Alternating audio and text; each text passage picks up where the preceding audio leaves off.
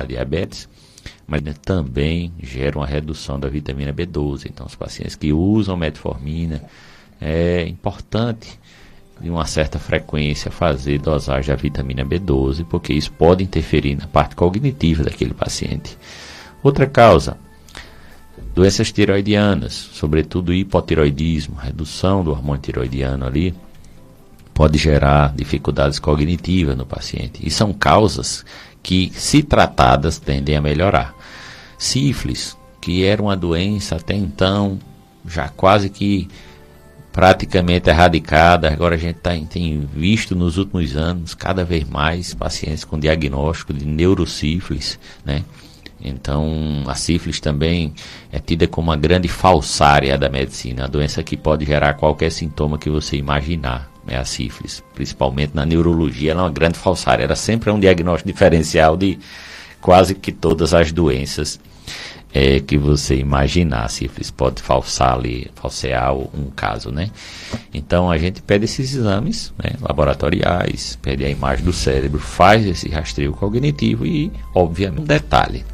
O diagnóstico definitivo de Alzheimer é histopatológico. Você não faz diagnóstico definitivo de Alzheimer em vida. Não tem sentido mandar um paciente abrir a cabeça, o cirurgião tirar um pedaço do cérebro para fazer um teste em um paciente vivo, concorda?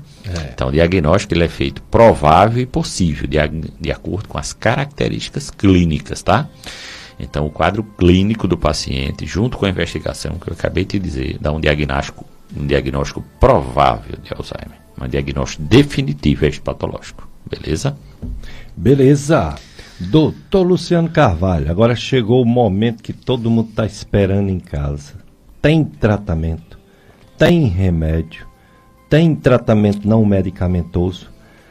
Para evitar, você já disse que tem algumas coisas que não dá para evitar, outras até que tem, né? Mudança de estilo de vida. Mas uma vez provável portador de mal de Alzheimer, e até outras demências que, como você falou, só vai saber mesmo no histopatológico, numa necrópsia, se foi realmente a demência, foi o Alzheimer. Tratamento de mal de Alzheimer e demências, Dr. Luciano Carvalho. Perfeito. Antes de falar sobre o tratamento em si, eu vou reforçar novamente a prevenção, né? Então, não existe, pessoal, um medicamento que previne o Alzheimer. Foi a pergunta da ouvinte Marigel Bezerra, se tem algum medicamento que possa evitar essa predisposição ao Alzheimer familiar. Pronto, então, quanto à questão familiar aí, o que acontece é o seguinte, pessoas que apresentam parentes de primeiro grau, de pessoas que tiveram Alzheimer, ou seja, se você é filho de alguém, ou pai ou mãe, que apresentou doença de Alzheimer, você tem 30% a mais de chance de desenvolver a doença. O que não quer dizer necessariamente que você vai ter a doença de Alzheimer, mas você tem uma chance superior a quem não tem esse grau de parentesco. Perfeito. Então, quanto a remédio, você não tem um comprimido que você use, que diga, esse comprimido vai evitar que a doença de Alzheimer aconteça. Então, isso aí, por enquanto, a ciência não tem esse medicamento. Já foram testados diversos medicamentos. Já foi testado vitaminas, já foi testado ômega 3, já foram testadas diversas medicações. Todas elas sem estado também. Já testaram várias medicações com o objetivo de prevenir que a doença ocorra. Então, os tratamentos que nós temos hoje na doença de Alzheimer são tratamentos, a princípio, sintomáticos. O que é um tratamento sintomático? O objetivo do tratamento é amenizar sintomas. Por exemplo, quando você está com febre, que alguém te dá um analgésico, um antitérmico, uma dipirona da vida, o que é que ele está fazendo? Ele está dando um sintomático, ele apenas está tirando o sintoma que é a febre, mas ele não está tratando a doença que está gerando a febre com o antitérmico, tá? Então, basicamente, nós tínhamos 4 medicações para a doença de Alzheimer. 3 delas são da mesma classe, que são inibidores da acetilcolinesterase, e um deles é a memantina, que é um inibidor do receptor NMDA. Então, por exemplo, vou usar nomes aqui como assim, que é de conhecimento de muita gente. Donepezila, galantamina, rivastigmina, memantina são medicações sintomáticas, tá? Que melhoram os sintomas da doença, melhora o comportamento, melhora o sono. Em alguns casos pode até ter uma melhora inicial sobre a capacidade de memorizar, mas elas não impedem que a doença aconteça e não impedem totalmente progressão da doença. A doença é neurodegenerativa. Mais recentemente, nos últimos anos, surgiram o desenvolvimento de algumas medicações que também geraram muitas discussões, que são os anticorpos monoclonais, que são medicações específicas contra o depósito das proteínas que se depositam no cérebro na doença de Alzheimer, sobretudo a proteína beta-amiloide, tá? Então, existe a deposição em áreas do cérebro de uma proteína chamada beta-amiloide na doença de Alzheimer, e os cientistas desenvolveram medicações para destruir essas proteínas, para impedir que elas se depositem no cérebro desses pacientes.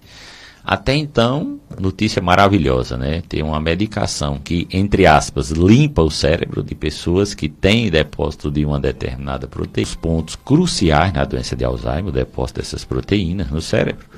Então, se criou um grande alarde. Só que se percebeu o quê? Que essas medicações também têm seus riscos, sobretudo de sangramento no cérebro. Então, não é uma medicação inerte.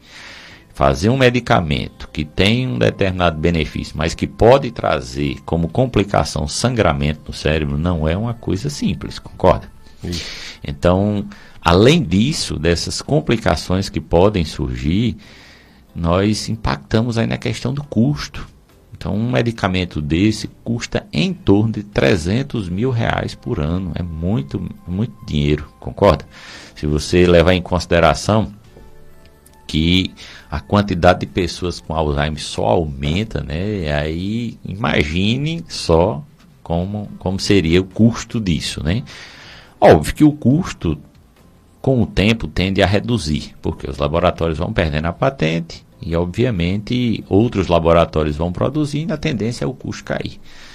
Mas o ponto-chave é a chance desse paciente ter complicação com esse tratamento, sobretudo sangramentos cerebrais, e, o mais importante, os dados de estudos sobre benefício desse medicamento são muito questionáveis. Se realmente o paciente apresenta a melhora que o laboratório diz, é um questionamento grande aí, que envolve muita coisa, muito dinheiro, muita coisa aí de custo envolvido nisso, e obviamente o laboratório não quer perder ali o seu investimento, né, que demanda milhões e milhões uma pesquisa desse porte.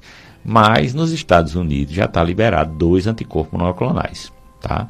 O lecanemab e o donanemab, tá? Que são 2 anticorpos monoclonais, mas não é para todo tipo de Alzheimer. Seria para os pacientes com a doença inicial, que está ainda se depositando as proteínas no cérebro, e aí teria que ser feito um diagnóstico precoce. Nesses casos, precisaria de um PET, que é aquele exame que mede o metabolismo de áreas cerebrais, ou a dosagem das proteínas. Nesse caso, é preciso, no protocolo americano, ter um exame de biomarcador, né, sobre a doença, para justificar até o risco que aquele paciente está correndo de ter complicações com o tratamento. Mas no Brasil nós não temos ainda esse tratamento, ainda não é liberado pela Anvisa, nós não temos ainda esse tratamento aqui no Brasil disponibilizado. Então, para que as pessoas entendam, esse tratamento ele não está recomendado em pessoas com Alzheimer moderado a avançado. Seria em casos leves, com diagnóstico precoce, que é a minoria, a imensa maioria das pessoas, infelizmente, quando chega ao médico, já apresenta um quadro moderado a avançado, né? E essa que é a verdade. Infelizmente, as pessoas tardam muito a fazer o diagnóstico da doença, porque muitas pessoas negligenciam os sintomas, acham que o pai está esquecido porque ele envelheceu apenas. Não, mas ele está esquecido ali, está se perdendo porque ele está velho. O que a gente sabe que não é verdade. Não existe demência senil. Demência é doença, entendeu? Então, você envelhece, você tem que ficar esquecido, se perdendo sua funcionalidade. Então, O questionamento aí que se faz necessário da questão do tratamento são esses pontos aí. Então, durante muitos anos, nós tratávamos o Alzheimer tínhamos apenas 4 medicamentos para a doença de Alzheimer. Os outros medicamentos que a gente usa, como antipsicóticos, outros medicamentos, são para tratar sintomas pontuais de comportamento, de agressividade, e por aí vai. Mas para a doença em si, existiam até então apenas 4 medicamentos, que era a memantina, donepezila, galantamina e rivastigmina. Agora, obviamente, começaram a surgir esses medicamentos, que são os anticorpos monoclonais, que fatalmente vai chegar ao Brasil. No tempo oportuno, sem dúvida, vai chegar ao Brasil. E eu acho que a gente tem que olhar as coisas com um olhar de esperança, de coisas boas que estão por vir. Porque se a ciência está nesse caminho aí do anticorpo monoclonal, é sinal que em algum momento é muito provável que se desenvolva uma medicação mais segura, que a chance de sangrar seja menor e que realmente o benefício seja superior ao risco, né? Eu acho que nesses próximos anos nós teremos novidades com maior segurança, com menor custo e com o que nós queremos, né? Que é um tratamento que modifique a história da doença, que modifique a história natural da doença, que hoje fatalmente é evoluir para cada vez mais limitação, perda de independência, culminando aí em estágios terminais com infecções de repetição e até o óbito. Informações do Dr. Luciano Carvalho, neurologista, sobre demência e mal de Alzheimer. Muitas perguntas para o próximo bloco. A Socorro, a Lígia, a Cecília, o Cícero, a Nininha. Tem perguntas. Próximo bloco, a Marigel pergunta se existe como evitar desenvolver com o uso contínuo do medicamento. Eu acho que não ficou bem claro o que o doutor Luciano falou, é porque alguns medicamentos podem dar deficiência de B12, não quer dizer que leva diretamente ao mal de Alzheimer, não. Leva a demência, leva a esquecimento. Isso. E basta repor, basta colocar B12 e resolve. Isso. Às vezes nem é para parar o remédio. O inibidor da bomba de prótons, que é o omeprazol e o metformina, às vezes não dá para tirar não. Mas você repõe o B12 e vamos para frente, bola para frente. Exatamente. Vamos para mais um bloco de apoio cultural, depois mais perguntas para o Dr. Luciano Carvalho, médico neurologista. Dicas de Saúde FM Padre Cícero, chegando perguntas para o nosso convidado, Dr. Luciano Carvalho. Ele veio falar sobre o Setembro Roxo, mal de Alzheimer, as demências como diagnóstico diferencial, a senilidade, né, a idade mesmo, a idade da pessoa fica um pouco esquecido, mas isso não quer dizer que é Alzheimer, né? Pode até ser. Então ele está falando tudo sobre diagnóstico diferencial de uma coisa para outra. E as perguntas chegando. Por exemplo, a Socorro, ela diz assim, que Maria de Socorro mora no bairro Frei Damião. Ela diz que tem um problema sério de esquecimento. Ela não coloca a idade. Não coloca a idade dela, fica mais difícil. Mora no bairro Frei Damião, tem um problema de esquecimento. Ela não esquece coisas passadas, mas coisas presentes. E é um problema sério, ela acha, esse esquecimento dela. Guardar um objeto no quarto, com 2 minutos, vai procurar estar esquecida. Isso aí realmente muita gente fala, né? Não sabe mais o que é, colocou, fica estressada, quando vai procurar novamente, não encontra.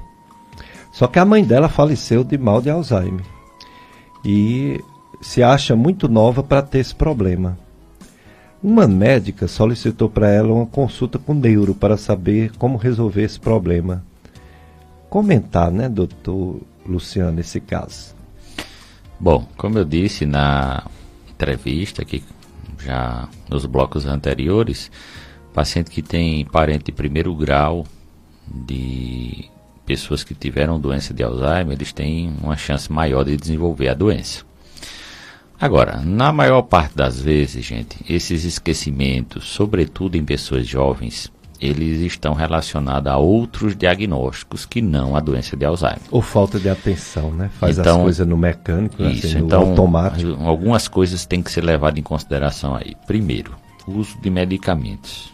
Então, muitas vezes, esses pacientes, eles usam medicamentos tarja preta, que são os benzodiazepínicos, para dormir à noite, e o tarja preta, como clonazepam, diazepam, alprazolam, esses medicamentos, eles interferem diretamente na capacidade de memorizar do paciente. Então, o uso de medicamentos tem que ser levado em consideração. Pode ser que essa pessoa use algum medicamento que interfira diretamente na capacidade de memorizar. Esse é um ponto importante.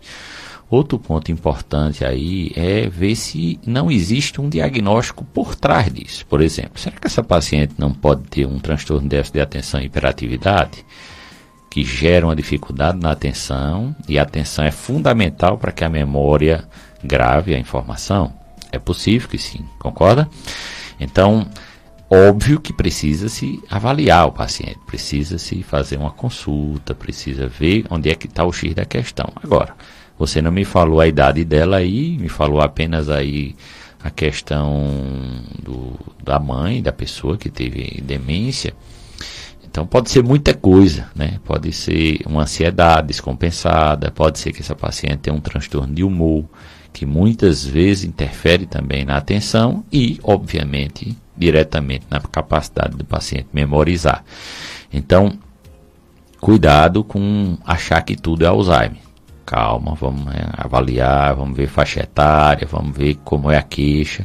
Agora, um ponto muito importante e que é um norteador aí é a questão da funcionalidade. Se você tem esquecimentos, mas você mantém a sua funcionalidade, você paga suas contas, você cuida do seu dinheiro, você resolve seus problemas, você é uma pessoa funcional e independente, isso fala contra, né, diagnóstico de demência, né, porque demência requer perda de funcionalidade, certo? Então, precisa, obviamente, de uma avaliação criteriosa para avaliar o diagnóstico, de fato, dessa paciente, mas pode ser também esses diagnósticos que eu te disse, uso de medicação, outro diagnóstico clínico, né, outra doença gerando essa dificuldade de memória, e precisa se avaliar tudo isso.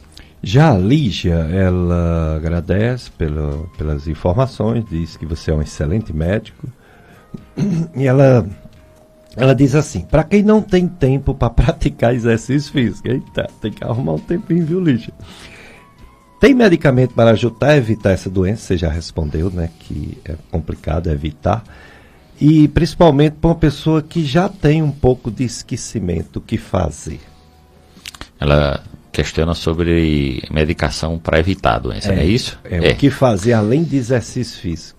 Então, como dissemos no início, né, controlar os fatores de risco modificáveis, né, não beber, não fumar, fazer atividade física, corrigir um déficit auditivo que porventura tenha, é muito importante. Praticar atividade física, sobretudo atividade aeróbica, gente. Caminhada, corrida, ciclismo, natação, atividade aeróbica, ela tem um impacto muito maior sobre a memória do que as outras atividades, tá? Outra coisa importante, né? Procurar dormir bem, a noite de sono também é muito importante, né? As pessoas que dormem pouco, que têm algum distúrbio no sono, por exemplo, a apneia obstrutiva do sono, podem também cursar com problemas cognitivos. Afinal de contas, o paciente que tem apneia, ele vai despertar várias vezes à noite, ele vai fragmentar o sono, e quando a gente fragmenta o sono, no outro dia a gente está realmente muito cansado, irritado e, obviamente, esquecido, né? Então, tem que ver os fatores de risco que são modificáveis. Controlar a pressão arterial, se for hipertenso, controlar o diabetes, se for diabético, né? Então, procurar também, gente, fazer a questão social, ela é muito importante, ou seja, conversar com outras pessoas, sair de casa, interagir. A questão de interação social, ela é muito importante. Quanto mais você se isolar, quanto mais você tiver pouco relacionamento interpessoal com pessoas, pior é para você. Maior a chance de você apresentar limitações cognitivas. Já a Cecília, ela pergunta: o nome da clínica, o endereço e o telefone do Dr. Luciano Carvalho, onde você atende. Eu atendo no Pátio Cariri, ali próximo ao Regional, na Clinical Cariri, na sala 2802. A questão de endereço, o número da rua é 175, a rua Catulo da Paixão Cearense, no edifício Pátio Cariri. E o contato do nosso consultório a gente vai disponibilizar aqui no Instagram e tudo mais, mas é o 889-9785-2918. Muito bem. Nininha, eu não encontrei sua pergunta no WhatsApp da rádio. Não encontrei. Não sei se você passou, foi no Instagram, no WhatsApp. Faz de novo sua pergunta para o Dr. Luciano, viu, Nininha?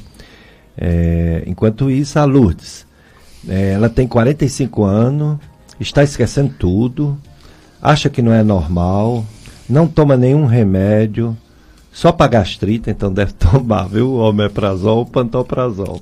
Não diz se é direto, é às vezes. E aí, doutor Luciano? Também precisa ser avaliada, né? Pode ser que nós estejamos diante aí de uma deficiência de vitamina B12. Quando a gente está diante de um paciente que tem menos de 65 anos e com menos de 65 anos o paciente já tem queixas cognitivas, a gente tem que ficar alerta para as causas reversíveis de demência, entre as quais a deficiência da B12. Então pode ser que nossa paciente aí esteja diante de uma deficiência de vitamina B12 por uso indiscriminado de inibidores de bomba de próton, né, que é os prazóis da vida, aí, omeprazol, pantoprazol, esomeprazol, os prazóis da vida. Muito bem. A Marlene Almeida está nos acompanhando e outras pessoas também. Mas vamos fazer uma pergunta, mudando um pouquinho o assunto do Alzheimer. Quem faz essa pergunta é o Dr. José Péricles, que é médico psiquiatra e médico do sono. Ele diz assim: o Dr. Luciano faz um serviço de neurologia dentro do centro cirúrgico de acompanhamento ao paciente que está operando, uma neurocirurgia. Perguntar como funciona esse procedimento intraoperatório, Dr. Luciano? Pergunta excelente. Veja só. A gente realiza um procedimento chamado monitorização neurofisiológica intraoperatória. Como o próprio nome diz, a gente monitoriza o intraoperatório do paciente. O que é a monitorização? A gente utiliza vários métodos de diagnóstico durante o ato operatório. Então, esses métodos de diagnóstico são eletroencefalograma, eletroneuromiografia, potenciais evocados, basicamente. Então, esses exames realizados durante o ato operatório em tempo real visam informar o cirurgião sobre o funcionamento das estruturas neurológicas que estão em risco de lesão durante o ato operatório. Então, o cirurgião está lá mexendo na tua coluna, ele está vendo o nervo, ele está vendo a medula, ele está vendo os ossos, mas ele não sabe se o funcionamento daquela estrutura que ele está mexendo está comprometido ou não. Então, na hora que ele passa, por exemplo, um parafuso na vértebra, ele faz um raio-x durante a cirurgia, vê o funcionamento do parafuso, mas muitas vezes o paciente pode ter uma variação anatômica. Esse parafuso pode estar dentro do canal medular, pegando a medula. E eu consigo, através desses métodos de diagnóstico, informar em tempo real ao cirurgião que aquele parafuso não está bem posicionado. No caso de uma cirurgia de tumor cerebral, o cirurgião começa a ressecar o tumor e eu consigo dizer em tempo real a ele a quantos milímetros ele está da mão do paciente, do braço do paciente, da perna do paciente.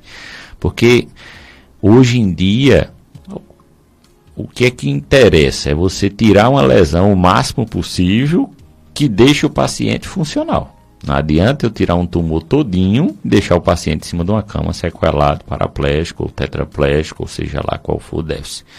Então, a monitorização ele é um procedimento que entrega um maior grau de segurança no ato operatório.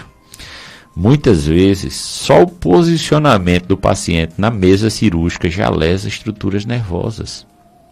Então, não é incomum o paciente apresentar um déficit neurológico no pós-operatório, não pelo ato cirúrgico em si, mas pelo posicionamento do paciente na mesa cirúrgica, o uso de coxins que comprime nervos e por aí vai. Então, a monitorização é um procedimento que entrega uma maior segurança ao ato operatório, isso é inquestionável, porque ela te dá em tempo real uma informação muito nobre, que é sobre o funcionamento daquela estrutura que está em risco. Uma coisa é visualizar uma estrutura, outra coisa é saber quanto dela está funcionando naquele momento que eu estou mexendo nela. Isso é uma informação extremamente nobre e que pode trazer mudanças de ato cirúrgico no ato. Então, se o cirurgião percebe que está caindo a função daquela estrutura, ele para a cirurgia e traça uma estratégia diferente em tempo real para que o dano não aconteça.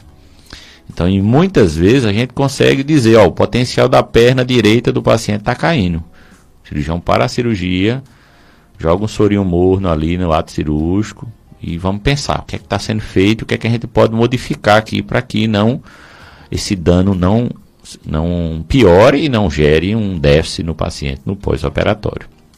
Então, é o uso de vários métodos diagnósticos, como eletroencefalograma, potenciais evocados e eletroneuromiografia, basicamente. São 3 exames básicos, né? Posso usar mais coisas ainda, mas basicamente são os potenciais evocados, eletromio, eletroencefalo, que são feitos em tempo real durante o ato operatório. Beleza? Muito bom, modernidade. E aqui no nosso Cariri, maravilha, né? A medicina aqui evoluiu tanto que já tem uma tecnologia dessa de ponta, intraoperatória, durante uma cirurgia, uma neurocirurgia. Muito bom saber disso, que já está funcionando. Qual o hospital que você faz esse procedimento aqui no Cariri? Nós realizamos monitorização em qualquer hospital aqui, mas basicamente a gente tem feito na Unimed, no Hospital da Unimed, aqui no Santo Antônio, no São Vicente, a Firnocrato também no São Camilo, em todos os hospitais. Okay. Não tem...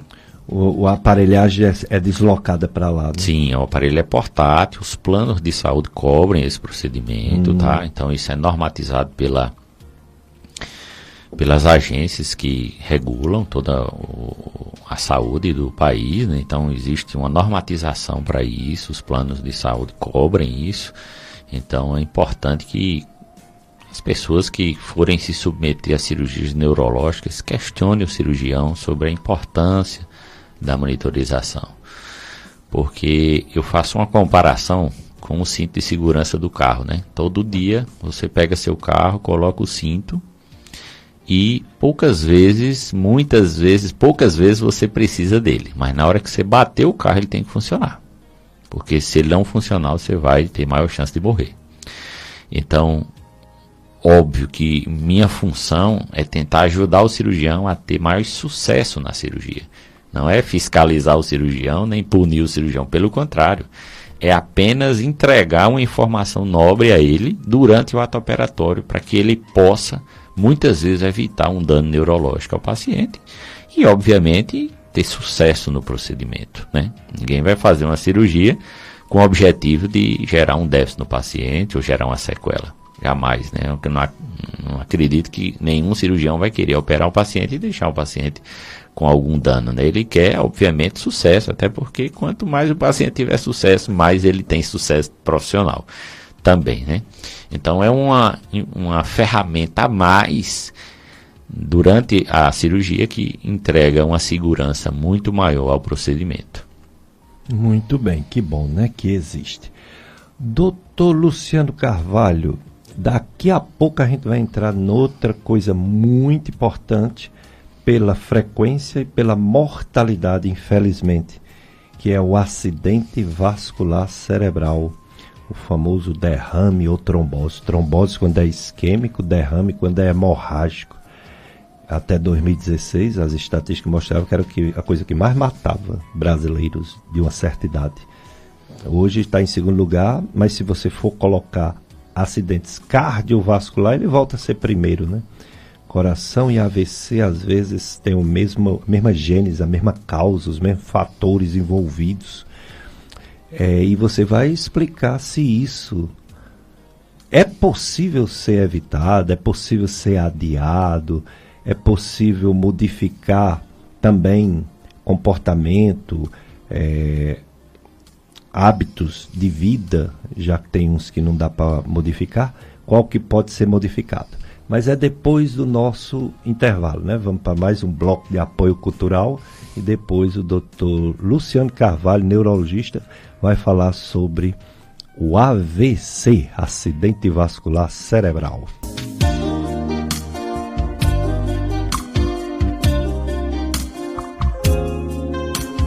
Dicas de saúde. Domingo, dia do Senhor, nós estaremos juntos até bem pertinho das 9 horas. 9 horas a missa do Santuário Sagrado Coração de Jesus, transmitida pela FM Padre Cícero. Você está ligado conosco, seja no Instagram do Dr. Luciano Carvalho, seja no Facebook, no site do radialista Tony Santos. Tony Santos tem um site que é clubesintonia.com. E no clubesintonia.com ele coloca o link Dicas de Saúde. Aí fica o programa gravado para quem não pôde assistir hoje.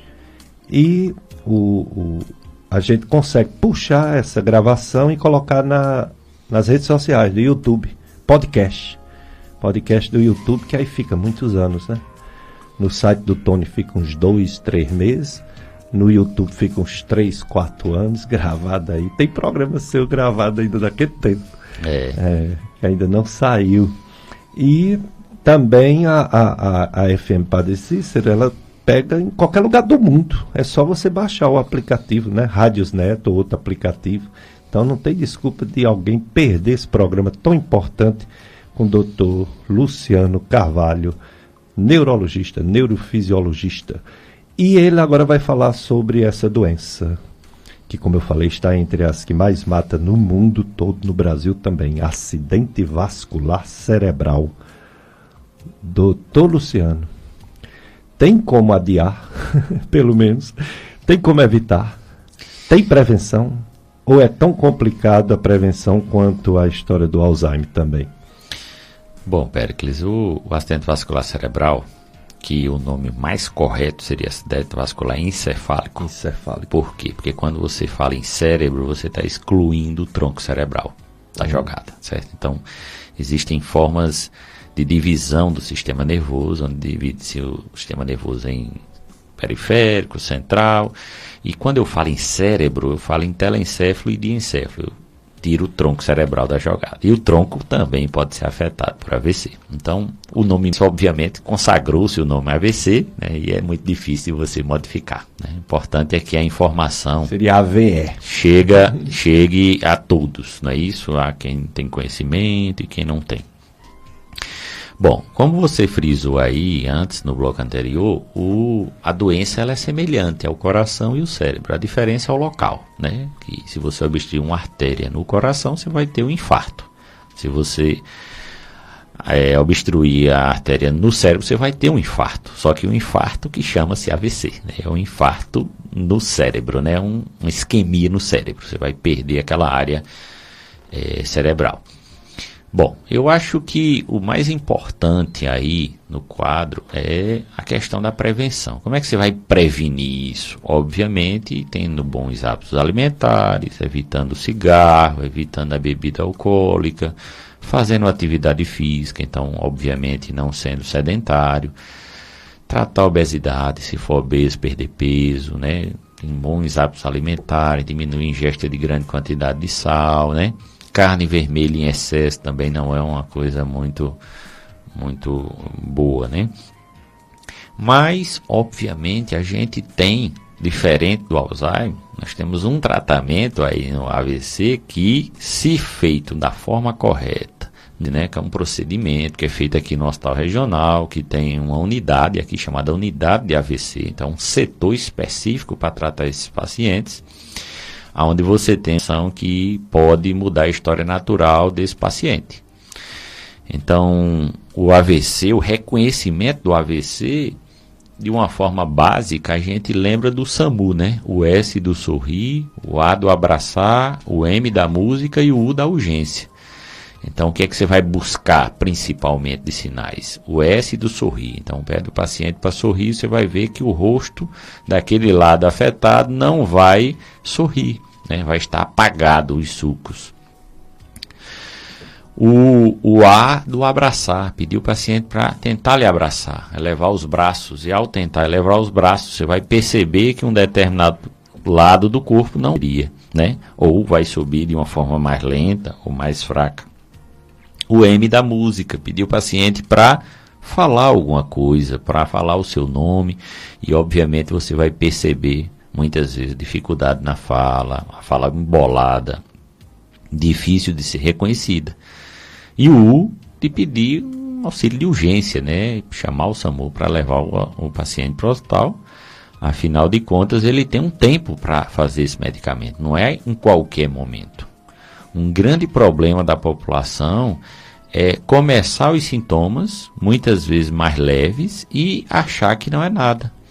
Não, minha voz embolou, meu rosto está com desvio, mas eu acho que não é nada não. Ainda estou falando, estou andando, estou se movimentando, não deve ser nada. E aí não procura assistência médica e muitas vezes a doença progride e quando o paciente quer procurar, já passou do período de fazer o tratamento que pode modificar a história natural da doença, que pode reverter aquele déficit instalado, né?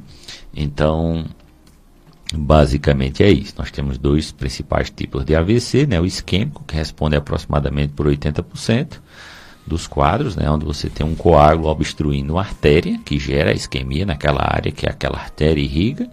E temos o AVC hemorrágico, né? Onde aquele vaso rompeu e, obviamente, sangrou ali naquela área que não era para ter um sangramento, obviamente.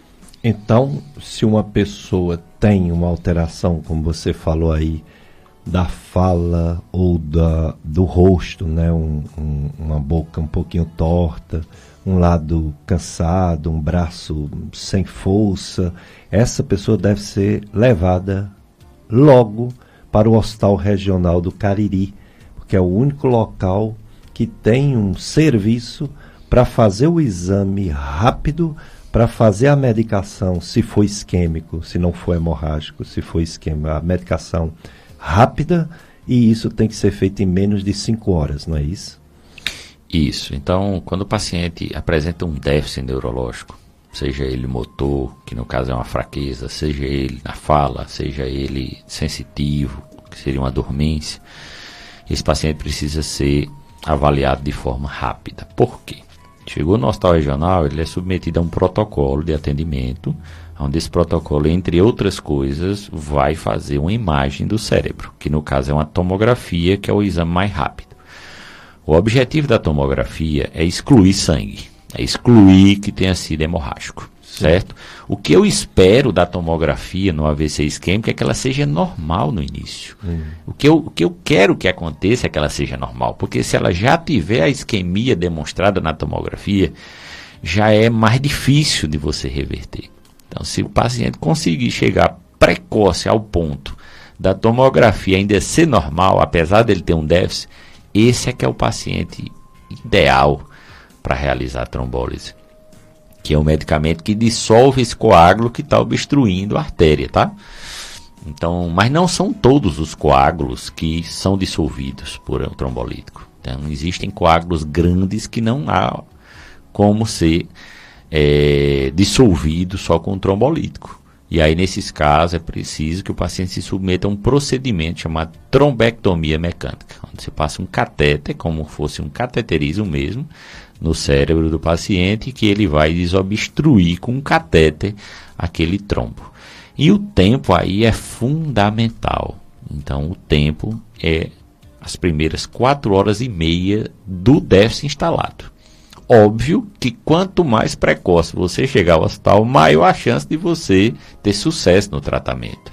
Não é porque é até 4h30 que o paciente vai esperar chegar até 4h30 para chegar ao hospital, gente. O paciente precisa, obviamente, chegar o mais precoce possível. Então, se você, sobretudo, tem mais de 50 anos de idade, que é uma faixa etária que mais apresenta AVC, e apresenta-se de forma súbita, de repente, porque o AVC classicamente é súbito, apresenta-se com um déficit, ou seja, com assimetria no rosto, uma dificuldade de fala, não mexer num braço ou uma perna, você precisa procurar um auxílio urgente, porque o tempo é cérebro aí. Quanto mais tempo passa, mais difícil é do cérebro conseguir voltar ao que era. Muito bem. A Nininha finalmente consegui localizar a pergunta dela. Nininha Ferreira Pereira. Ela disse que completa 64 anos no dia 17 de outubro. Ela é hipertensa, faz uso também de clonazepam para dormir. E que mais? Ela quer saber se esse clonazepam pode dar problema. Mesmo tomando ele, ela não dorme bem. Será bom ela suspender? Será bom manter porque ajuda um pouquinho? Ou está viciada? Não sei. Que falar sobre quem usa benzodiazepina para dormir e não dorme?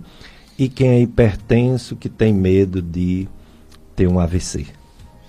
Bom, os medicamentos tarja pretas, né, conhecido aí como os benzodiazepínicos, são medicamentos muito prescritos, muito. A quantidade de medicamento benzodiazepínico que é prescrito diariamente é uma coisa absurda. Bom, então os benzodiazepínicos, eles têm várias funções. Eles são relaxantes musculares, eles são ansiolíticos, eles são indutores do sono e eles são anticonvulsivantes. Então eles têm basicamente 4 funções. Existem benzodiazepínicos de ação curta, de ação média e de ação longa. Por exemplo, diazepam é um benzodiazepínico de ação longa. Alprazolam é um benzodiazepínico de ação curta. O clonazepam também de ação longa, certo? Então o que acontece? A maioria dos pacientes que tem insônia, que tem dificuldade de dormir, eles buscam num remédio mágico a solução do problema, certo? Então, eles muitas vezes procuram um médico. Muitas vezes quem atende não tem a qualificação ou não tem a paciência de fazer uma anamnese correta e entender por que aquele paciente não dorme, qual a causa da insônia do paciente. Para não perderem tempo, o que é que eles fazem? Prescreve o clonazepam, que é um remédio que custa R$10, R$12, R$15, muito barato, fácil de encontrar e inicialmente ele vai cumprir o papel dele, que é gerar sono no paciente. Só que com o tempo, as consequências vão chegar. Quais são as consequências? Primeiro de tudo, a tolerância à droga. Então ela vai precisar cada vez mais de uma dose maior do remédio para ter o mesmo benefício.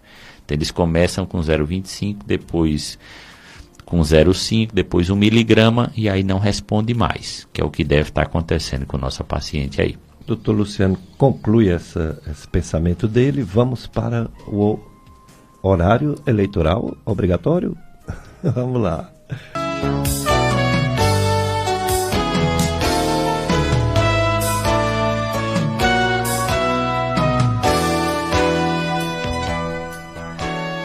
Dicas de saúde na FM Padre Cícero com o doutor Luciano. Isso. É um ibope. Então você está, para concluir o que você estava falando, eu ainda vou colocar areia na fogueira. Ainda vou colocar outra pessoa que faz a pergunta muito parecida com essa que você está respondendo. Não, faz o seguinte, conclua essa parte do benzodiazepina, que não é tão parecido não, é um outro assunto. Então, concluindo aqui, a questão do benzodiazepínico, e aí quando eu falo em benzodiazepínico eu estou me referindo a clonazepam, Rivotril, diazepam e tudo mais, esses PAN da vida aí. Bom, então o que acontece? É muito mais simples para quem está atendendo prescrever um remédio que é barato, fácil de encontrar e que inicialmente vai cumprir com o papel dele, que é fazer o paciente dormir quase que a pulso, mas com o tempo vão chegar os efeitos colaterais, esquecimento, aumenta o risco de queda no idoso. Então, paciente que cai, idoso, tomando benzodiazepina, pode fraturar um membro e dessa fratura fazer uma trombose ou uma infecção e terminar em óbito. Tudo isso ocasionado por um remédio inadequado. Então, eu prescrevo muito raramente benzodiazepínico. Então, quando eu terminei minha residência em 2015, eu mandei fazer um talão de receita de azul, que eu acho que era com 50 unidades, eu era com 100. O ano passado foi que eu concluí esse talão, tu acredita? Então, veja aí quantos anos eu precisei para prescrever essa quantidade de medicação. Então, eu uso muito pontualmente benzodiazepínico. E digo mais, o desmame dele é um desafio. Principalmente numa paciente como essa, que deve usar mais de 6 meses o medicamento, já deve estar totalmente dependente. Muito bem.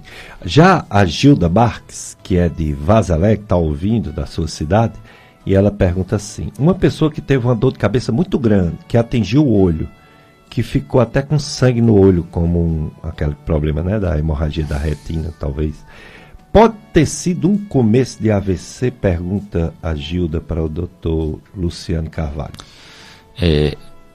A pergunta é um pouco difícil de ser respondida, se pode ter sido um AVC, porque o AVC em si, ele gera déficit, tá?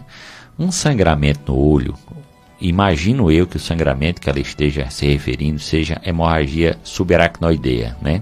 Que é aquele sangramento que fica no branco do olho, o branco do olho fica vermelho. Então, desculpa, a hemorragia subaracnoidea não, a hemorragia subconjuntival. Desculpa, corrigindo aqui o detalhe. A hemorragia subaracnoidea é um tipo de AVC hemorrágico, é outra coisa totalmente diferente. Aí é grave. Aí é outra coisa totalmente diferente, acontece por ruptura de aneurisma, são outra coisa. O que eu quis falar é de hemorragia subconjuntival, tá? Então, a hemorragia subconjuntival pode acontecer no contexto de várias coisas. Por exemplo, você pode coçar o olho e pode ter um sangramento no olho. Você pode usar um AS para infarto, para quem já teve AVC, o usuário de AS pode ter hemorragia subconjuntival. Esse paciente pode ter hemorragia subconjuntival de forma espontânea também. Então, a hemorragia subconjuntival não tem nenhuma relação com AVC não, tá? São coisas diferentes. A dor de cabeça que ela teve pode ter sido de outro motivo, pode ter sido de uma migrânia, de uma enxaqueca, de uma cefaleia tensional. Realmente não me parece ter relação aí o sangramento do olho, que deve ser uma hemorragia subconjuntival, pelo o descrito aí, mas obviamente precisaria de um exame físico e uma avaliação, mas não guarda nenhuma relação direta com AVC não. Muito bem. Então, infelizmente, nosso tempo está chegando ao fim. O pessoal lá da missa já está botando a aparelhagem para transmitir a missa. Eu quero agradecer o doutor Luciano Carvalho por sua vinda. Conto com você para futuros programas Dicas de Saúde na Neurologia. Muito obrigado, doutor Luciano. Obrigado, mestre. Eu agradeço aí o convite. Importante a gente poder falar um pouco para a população aí. Obviamente eu vou falar um pouquinho sobre o que eu faço também, nesses minutos finais, né? Eu sou neurologista e sou neurofisiologista. A neurofisiologia é uma área da neurologia que faz exames complementares. Então nós realizamos hoje na nossa clínica eletroneuromiografia, que é um exame que estuda basicamente nervos periféricos e músculos, coluna e por aí vai. Realizamos eletroencefalograma, que é um exame importante para avaliar as epilepsias, as crises convulsivas. Realizamos os potenciais evocados também, que são exames que estudam a função de determinadas estruturas, como o potencial evocado visual, que estuda lesões do nervo óptico, os potenciais cognitivos, como o P300, que ajudam no diagnóstico do TDAH, que é o transtorno de déficit de atenção e hiperatividade. Realizamos toxina botulínica para doença neurológica, para espasticidade, para distonia, para doenças neurológicas, né? E, por fim, realizamos aí a monitorização neurofisiológica intraoperatória, como já conversamos nos blocos anteriores. Eu queria agradecer a oportunidade, né? Espero ter ajudado de alguma forma. Eu atendo no Pátio Cariri, na Clinical Cariri, que é a nossa clínica, ali no edifício próximo ao Hospital Regional. E o telefone para contato é o 88 prefixo 99785-2918. 99785-2918. Muito obrigado pela oportunidade. Obrigado, doutor Luciano Carvalho. Obrigado, É o nosso operador de som, Carlos Eduardo. Você ouvinte, como a Carmen, como a Nilma, todos vocês que estão ainda entrando em contato. Infelizmente a gente tem que entregar, né, para a transmissão, né, da missa. Mas fiquem com Deus nesse domingo, dia do Senhor, uma semana abençoada. Próximo domingo, se Deus permitir, estaremos aqui para mais um Dicas de Saúde.